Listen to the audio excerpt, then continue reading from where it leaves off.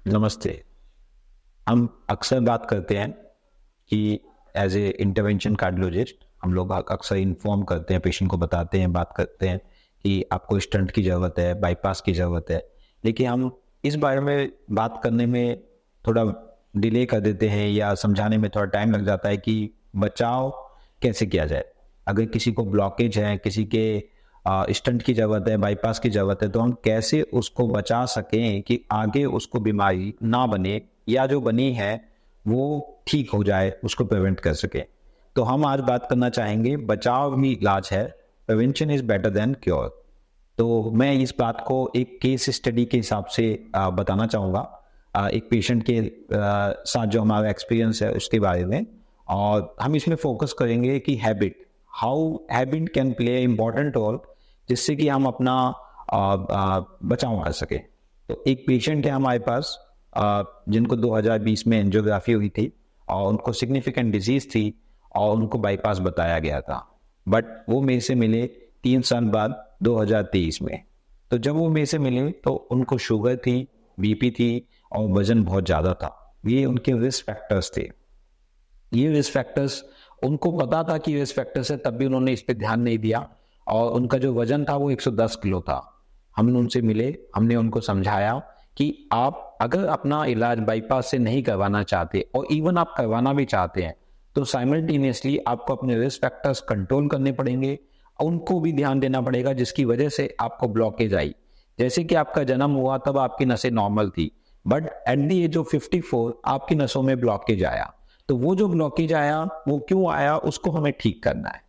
तो हमने उनको सलाह दी कि आप शुगर को कंट्रोल कीजिए, बीपी को कंट्रोल कीजिए और अपना हर महीने के हिसाब से 1 किलो वजन कम करने का टारगेट लीजिए। हमने टारगेट छोटा इसलिए दिया क्योंकि स्टार्टिंग में तो लोग 4-5 किलो वजन कम करते हैं सब कुछ रेस्ट्रिक्ट करके, लेकिन बाद में उतना ही गेन कर लेते हैं। तो वो मेरे पास 3 महीने बाद मिलने आए अपने बेटे के साथ। तो वो बेटा जो था वो भी उनकी तरह थोड़ा ओबीस था और उनका वजन था 115 किलो। उन्होंने बताया मुझे कि उन्होंने अपना 5 किलो वजन कम कर लिया है और 3 महीने में, और साइमल्टेनियसली उन्होंने जो जो हैबिट थी जिससे वजन बढ़ रहा था, ओवर ईटिंग, घी तेल वाला खाना, बाहर का खाना, वो सब अपने बेटे के लिए भी रेस्ट्रिक्ट किया, जिसकी उम्र सिर्फ 24 साल थी। तो बेटे का वजन भी उन्होंने 3 महीने में 6 किलो वजन किया कम।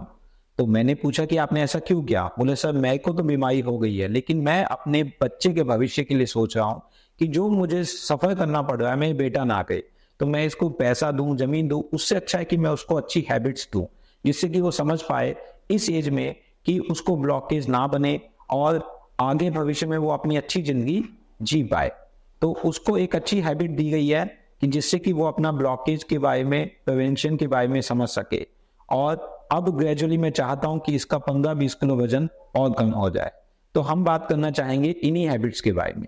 तो अगर आप अपने बच्चों के बारे में, एक बच्चा जब होता है, कई पेरेंट्स होते हैं जो 50 साल 60 साल में आते हैं, वो चाहते हैं कि हम बच्चों को कुछ दे के जाएं। जब हम जाएं यहाँ इस दुनिया से तो कोई भी नहीं चाहेगा कि बीमारी दे के जाएं।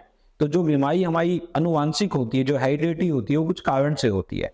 तो इस तरह से हम अगर हैबिट्स को चेंज करें, जब उनको बता पाए कि बाहर का खाना मत खाइए, कम आप जो तेल वाला खाना कम खाइए, अपना शुगर को कंट्रोल कीजिए, बीपी को कंट्रोल कीजिए, ये अगर हम शिक्षा उनको दे दें तो हम उनको बचा सकते हैं बीमारियों से, तकलीफ से, हार्ट में ब्लॉकेज से। थैंक यू, धन्यवाद।